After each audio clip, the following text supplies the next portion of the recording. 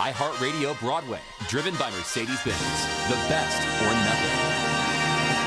More than anything, the nomination for me is a nomination for the show, and Hadestown is a show that I have spent like an extraordinary amount of my life working on and have taken, I think, as much or more joy in than anything I've ever touched. So I'm like so delighted to see it honored. It's horrifying to be the only one of whoever you are in the room, and I try to never ask other humans to do that, whether that's an artist with a physical disability or an artist of color, or in this case being the lone female in a group of 10 directors nominated for directing awards this season. So I think it's a shame on our industry, and one that is so easily correctable, actually, because there's so many extraordinary women who are absolutely ready to smash it, and women throughout this season who have done extraordinary jobs besides me. The cast for Hadestown is just, more than anything, we try to talk about the show and the company of the show, the onstage company, as a band.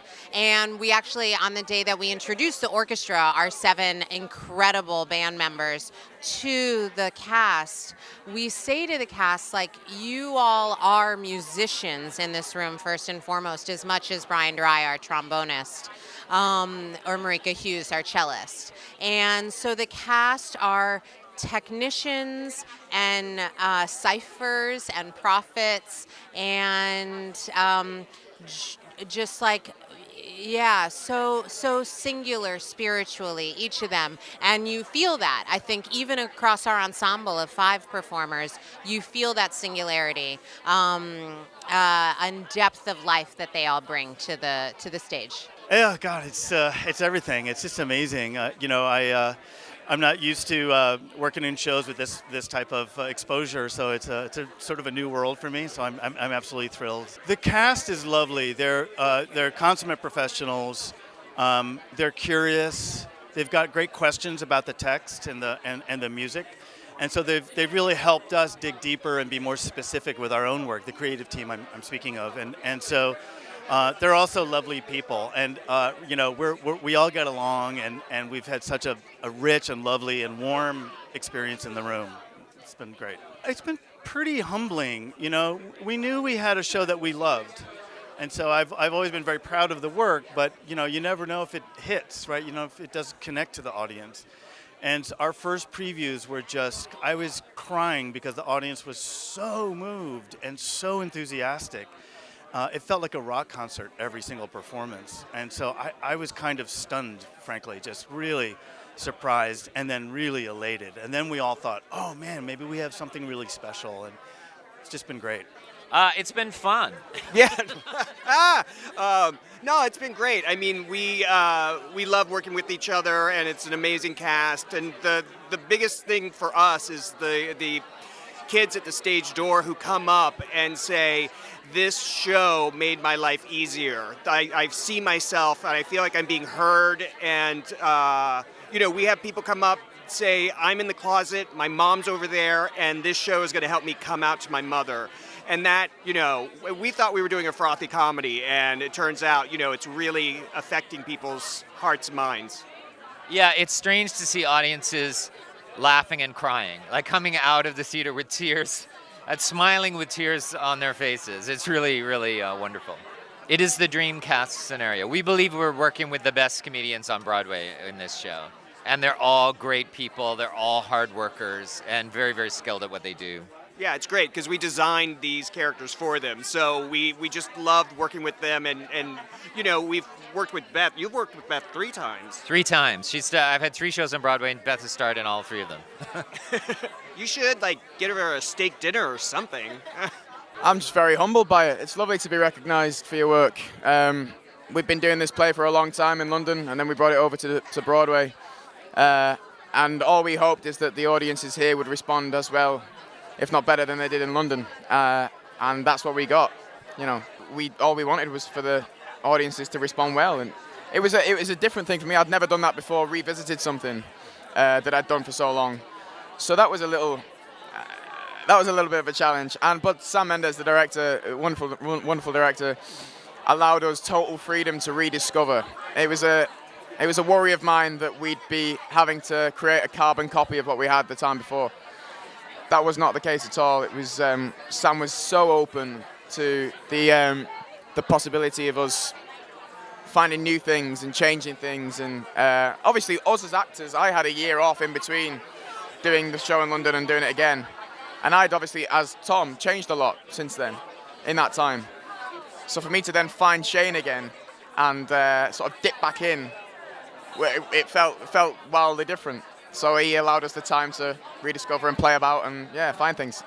I've never experienced anything like it. Working with Connor McPherson, I mean, the man wrote it, and I had studied him in my graduate work, so I had already felt so like akin to him. And when I read on the play, I'm reading the play because I'm doing the reading, and I get 30 pages in, and I was like, this is good. Who wrote this? And when I saw it was Connor, I couldn't believe it. He's in the room directing you, and he's the most generous director that makes you feel like you're making all of the choices and that anything is just a small adjustment.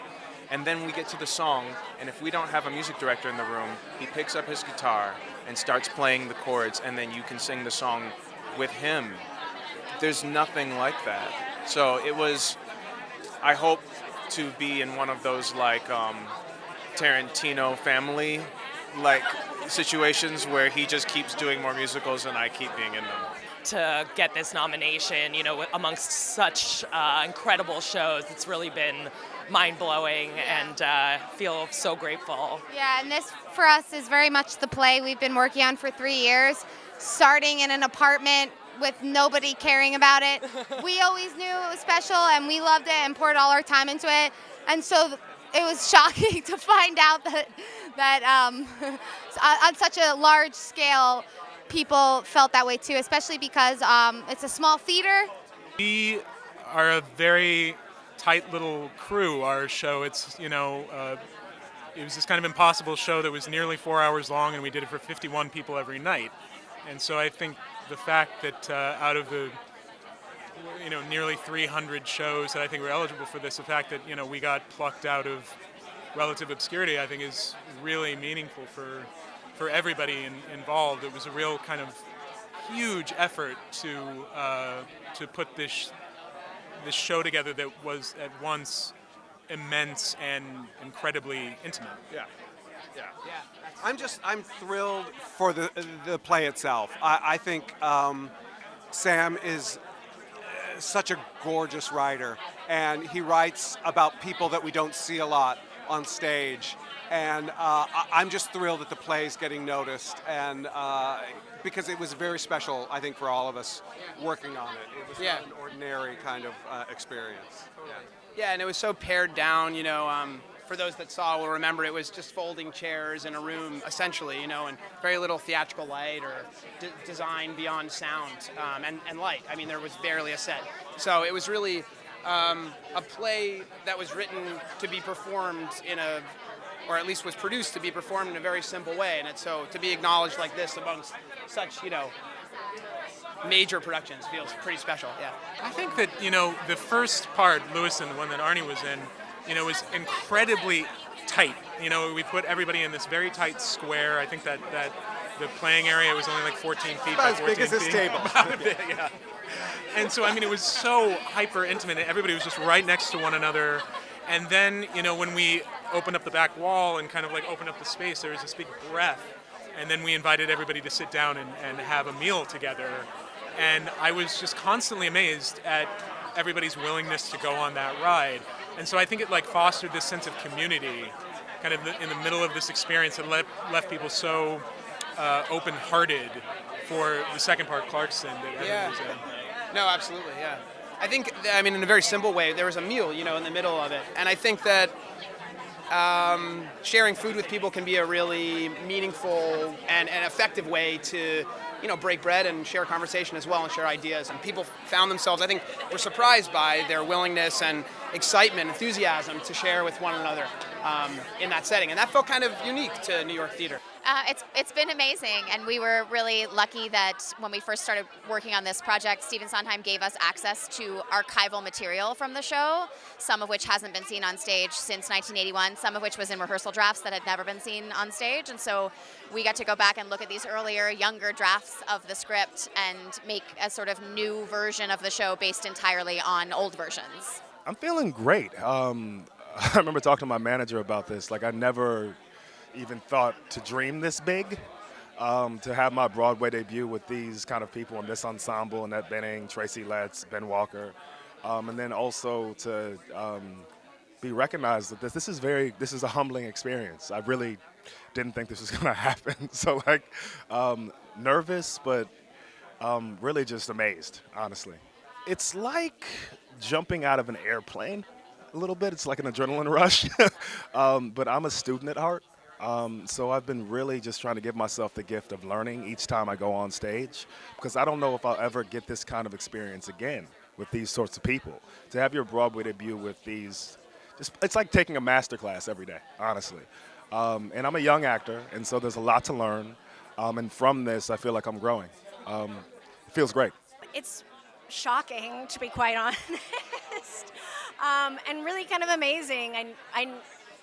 I never thought I'd get to play David Lee Roth, and then to get nominated playing David Lee Roth is a pretty amazing thing, and it just makes me really proud of the work that we did, especially with Amy Statz, the playwright, and Margot Bordelon, the director, and our whole ensemble of actors. And so it's just been shocking and really great.